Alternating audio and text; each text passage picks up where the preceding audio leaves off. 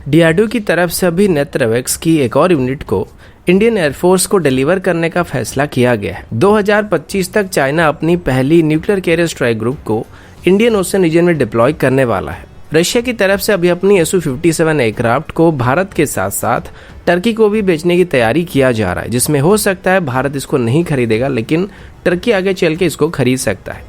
France की तरफ से भी सभी क्वाड कंट्री के साथ मिलकर इंडियन ओशन रीजन में और बे ऑफ बंगाल में जॉइंट नेवल एक्सरसाइज को करने का फैसला किया गया है। और अंत में खुद पाकिस्तानी एयरफोर्स के फॉर्मर एयर कमांडर का कहना है कि 27 फरवरी को पाकिस्तानी एयरफोर्स की तरफ से F-16 का इस्तेमाल किया गया था और पाकिस्तान के F-16 की तरफ से फायर किए गए एक भी एमराम मिसाइल ने इंडियन एयरफोर्स की Su-30 को हिट नहीं किया था। ऐसे ही कुछ और खबरों के बारे में हम आज की वीडियो में बात करने वाले हैं। नमस्कार दोस्तों, मेरा नाम है अंशुमन नायक और आप सभी का बहुत बहुत स्वागत है इंडियन डिफेंस न्यूज के डिफेंस टॉक सीरीज में, जहां पर हम रोज नए नए डिफेंस अपडेट्स के बारे में बात करते हैं। तो चलिए देर न करते हुए आज की वीडियो शुरू करते हैं। आज की पहली अपडेट एवेक्स को लेके है। आप सबको पता होगा इंडियन एयरफोर्स के पास एवेक्स एयरक्राफ्ट सफिशिएंट मात्रा में मौजूद नहीं है और कुल मिलाकर इंडियन एयरफोर्स के पास अभी 5 ही एवेक्स मौजूद है, जिसमें 3 फाल्कन एवेक्स और 2 नेत्र एवेक्स है। जबकि अगर हम पाकिस्तान की बात करें तो पाकिस्तान के पास अभी कुल मिलाकर 11 एवेक्स हो चुके हैं और स्पेशली बालाकोट के बाद ही पाकिस्तानी एयरफोर्स की तरफ से अपनी एवेक्स फ्लीट को काफ़ी तेज़ी से मॉडर्नाइज किया गया था। अभी भारत की बात करें तो इंडियन एयरफोर्स में अभी जल्दी से ही नए एवेक्स को शामिल करने की कोशिश किया जा रहा है और भारत अभी 2 एडिशनल फाल्कन एवेक्स के साथ साथ नेत्र एवेक्स और नेत्र की मार्क 2 एवेक्स को भी शामिल करने वाला है। नेत्र की मार्क 2 एवेक्स की बात करें तो ये अपनी प्रीवियस वेरिएंट के मुकाबले थोड़े से बड़े होने के साथ साथ इनका रेंज भी लगभग फाल्कन एवेक्स के साथ मैच करने वाला है, लेकिन इसका जो रडार एंटीना होने वाला है ये फाल्कन एवेक्स की तरह 360 डिग्री का कवरेज नहीं दे पाएगा और उम्मीद है कि लगभग 270 डिग्री के आसपास कवरेज देने वाला है।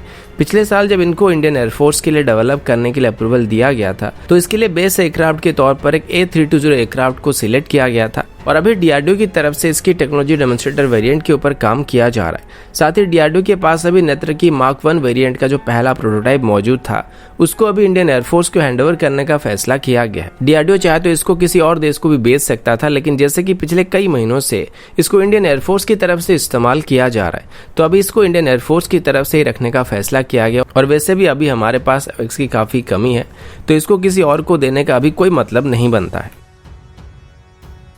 अगला अपडेट चाइना की तरफ से है। आप सभी को पता होगा कि चाइना अभी अपनी नेवी को काफ़ी तेज़ी से मॉडर्नाइज कर रही है और चाइना को ये बात अच्छी तरीके से पता है कि अगर उसे ग्लोबल पावर बनना है तो उसे मेनली यूनाइटेड स्टेट को काउंटर करना पड़ेगा और एशिया पैसिफिक रीजन में सभी कंट्रीज को अपने ताकत के दम पे नीचे दबाना पड़ेगा और इसके लिए अभी चाइना को एक बहुत ही बड़ी ब्लू वाटर नेवी की ज़रूरत है।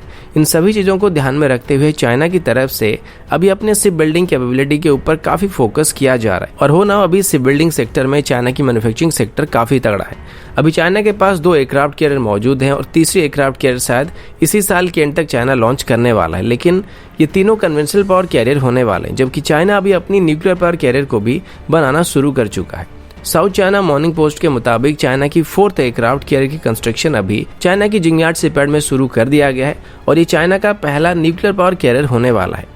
न्यूक्लियर पावर कैरियर की खास बात ये होती है कि इनको बार बार रिफिल करने की ज़रूरत नहीं पड़ती है, जिस वजह से ये एक ही बार में लंबी दूरी वाले मिशन को कर सकते हैं और इस तरीके की वॉरशिप्स की जो एंड्योरेंस होती है वो लगभग अनलिमिटेड होती है और इसमें बस खाने पीने का सामान या एयरक्राफ्ट के लिए फ्यूल और लॉजिस्टिक वगैरह लेने के लिए उनको रुकना होता है, जो कि कोई दूसरे वेसल के साथ लाके भी इनमें लोड किया जा सकता है। अब सिर्फ यूनाइटेड स्टेट और फ्रांस की तरफ से ही न्यूक्लियर पावर एयरक्राफ्ट कैरियर को ऑपरेट किया जा रहा है, जबकि यूके और भारत जैसे देश कॉस्ट इशू की वजह से इससे पीछे हट गए थे। अब चाइना के मुताबिक उनकी जो 4th एयरक्राफ्ट कैरियर होने वाली है एक टेक्निकल वेरिएंट को तोड़ने वाला है और इसका डिज़ाइन पूरी तरीके से अपने सिस्टर वेसल के मुकाबले अलग होने वाला है।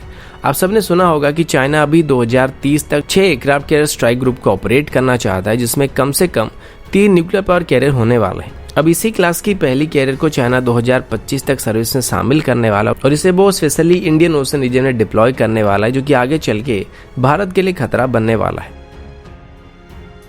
अगला अपडेट Su-57 को लेके है। आप सभी को पता है कि F-22, F-35 और J-20 के बाद Su-57 अभी दुनिया का 4th operational 5th generation aircraft होने जा रहा है।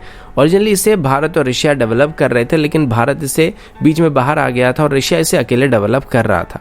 फिलहाल रशिया अभी इसे खुद डेवलप करने के बाद खुद अपने एयरफोर्स में शामिल करने के साथ साथ इसको भारत को भी ऑफर कर रहा है, लेकिन अभी तक भारत की तरफ से इसमें कोई खास इंटरेस्ट दिखाया नहीं गया और भारत की तरफ से इसे खरीदने के जो चांस है वो काफी कम कहा जा सकता है, क्योंकि अभी नहीं लगता कि भारत रशिया से Su-57 को आगे चल के खरीदने की कोशिश भी करने वाला है। लेकिन जैसे कि इस प्रोग्राम में भारत रशिया के साथ पहले पार्टनर रह चुका है और रशियन एयरक्राफ्ट का सबसे बड़ा कस्टमर रह चुका है, तो इसी वजह से रशिया इसको ऑफिशियली भारत को ऑफर जरूर करने वाला है। लेकिन अगर वो इसे ज्यादा मात्रा में मैन्युफैक्चर नहीं करता है तो इस प्रोग्राम में रशिया को काफी लॉस होने वाला है। इसी वजह से अभी उम्मीद किया जा रहा है कि रशिया की तरफ से भारत नहीं बल्कि अलग अलग देशों को भी इसको ऑफर किया जाएगा। पहले रशिया इसे चाइना को ऑफर करने वाला था, लेकिन अभी चाइना के पास खुद की J-20 एयरक्राफ्ट मौजूद है, लेकिन वो इसको खरीदेंगे या नहीं इसकी कोई गारंटी नहीं है। और अगर खरीदते भी हैं तो इसको सिर्फ लिमिटेड नंबर में खरीद सकते हैं ताकि बाद में इसके साथ छेड़छाड़ करके कुछ अपना बना सके। लेकिन अभी बताया जा रहा है कि रशिया अभी अपनी Su-57E को टर्की को ऑफर करने वाला है। अब यहाँ पर टर्की Su-57 का एक पोटेंशियल कस्टमर हो सकता है, क्योंकि टर्की को अभी यूनाइटेड स्टेट की तरफ से F-35 प्रोग्राम से बाहर कर दिया गया था और टर्की का खुद का 5th generation fighter jet programme भी अभी आने वाले 5 से 10 सालों तक कंप्लीट नहीं होने वाला है। इसी वजह से टर्की अभी रशिया से Su-57 को खरीदने के लिए जा सकता है। रशिया की तरफ से अभी ये भी बताया गया कि टर्की को अभी रशिया की तरफ से Su-35 और Su-57 एयरक्राफ्ट इन दोनों की टेक्निकल डाटा दिया गया है और अगर टर्की की तरफ से इनमें से किसी एक को सिलेक्ट किया जाता है तो ये डील को आगे बढ़ाया जा सकता है। टर्की की एयरफोर्स में अभी एक भी 5th जनरेशन एयरक्राफ्ट मौजूद नहीं है और अभी फ्रांस और ग्रीक के साथ टर्की का जो टेंशन बढ़ रहा है, इसी वजह से टर्की अभी रशिया से Su-57 या फिर Su-35 को भी खरीदने के लिए ऑर्डर कर सकता है। लेकिन दिक्कत ये है कि यहाँ पर भी यूनाइटेड स्टेट की तरफ से फिर से सैंक्शन वगैरह लगाया जा सकता है, जो कि इस डील को बीच में ही रोक सकती है।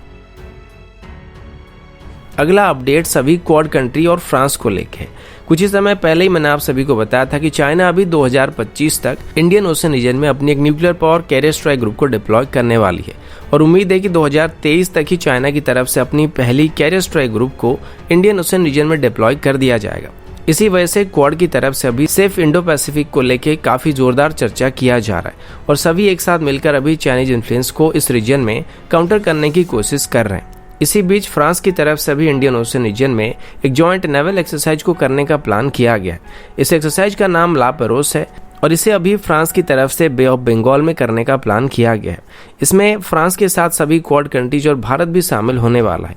फ्रांस की तरफ से इस एक्सरसाइज को 2019 में शुरू किया गया था और तब से इसमें यूनाइटेड स्टेट, जापान और ऑस्ट्रेलिया शामिल किए गए थे। अभी फ्रांस अलग अलग तरीके से सभी क्वाड कंट्री के साथ एंगेज हो रहा है और फ्रांस की बात करें तो पूरे दुनिया भर में फ्रांस के पास सबसे ज्यादा मात्रा में एक्सक्लूसिव इकोनॉमिक जोन मौजूद है, क्योंकि फ्रांस के पास सबसे बड़ी मात्रा में ओवरसी बेसेस और ओवरसी टेरिटरी मौजूद है, जो कि पैसिफिक से लेके इंडियन ओशन रीजन की सदर्न पार्ट तक फैले हुए हैं। तो चाइनीज एक्टिविटीज रीजन से बढ़ने से फ्रांस को भी काफी खतरा है और फ्रांस अकेले चाइना को हैंडल नहीं कर सकता है। इसी वजह से वो अभी क्वाड कंट्री के साथ मिलकर इस रीजन में ऑपरेट करने की कोशिश कर रहा है।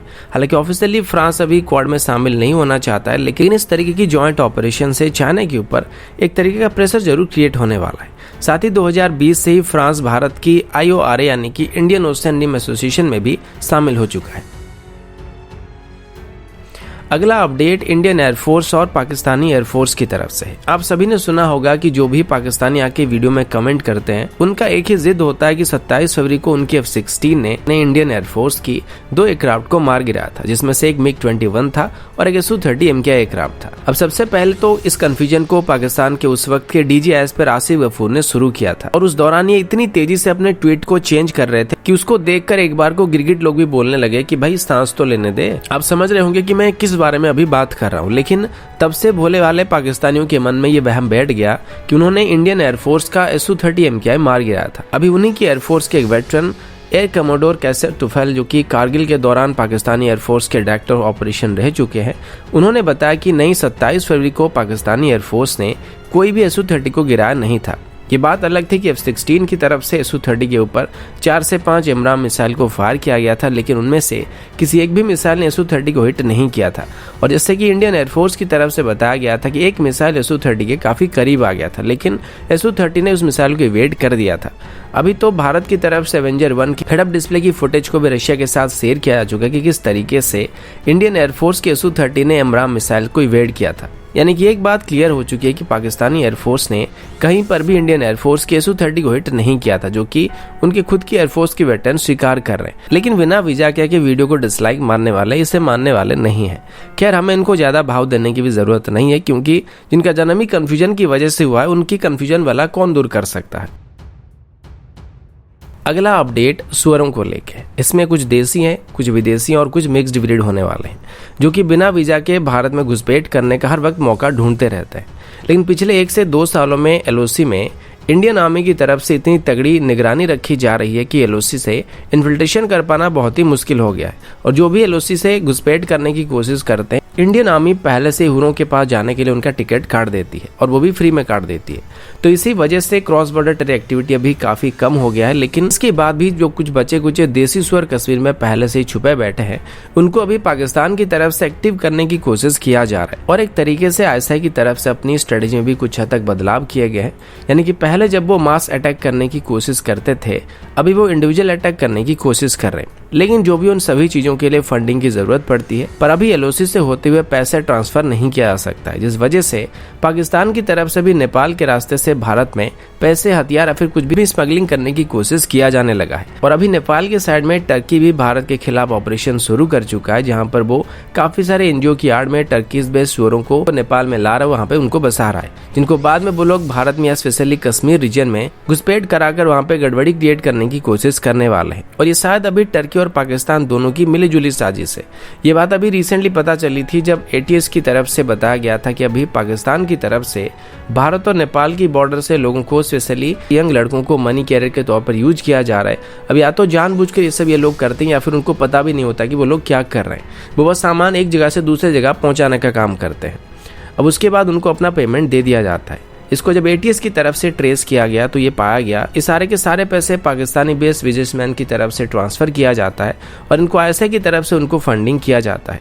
इसी तरह ही अभी नेपाल की ट्रेडर्स का भी इस्तेमाल करके ये सब किया जा रहा है, जिसमें उनको ISI की तरफ से पैसे दे दिया जाता है, और वो इस पैसे को जम्मू एंड कश्मीर में मौजूद अपने रिलेटिव के पास भेज देते हैं। और ये पैसे ट्रांसफर करने के लिए उनको अपना अपना गढ़ भी मिल जाता है। और मेनली इसे अभी छोटे छोटे अमाउंट में ट्रांसफर किया जाता है, ताकि गवर्नमेंट की नज़र में ये इतनी आसानी से ना आ पाए। तो दोस्तों, अभी के लिए इतना ही। मिलता हूँ आपसे अगले वीडियो में, तब तक के लिए जय हिंद, वंदे मातरम।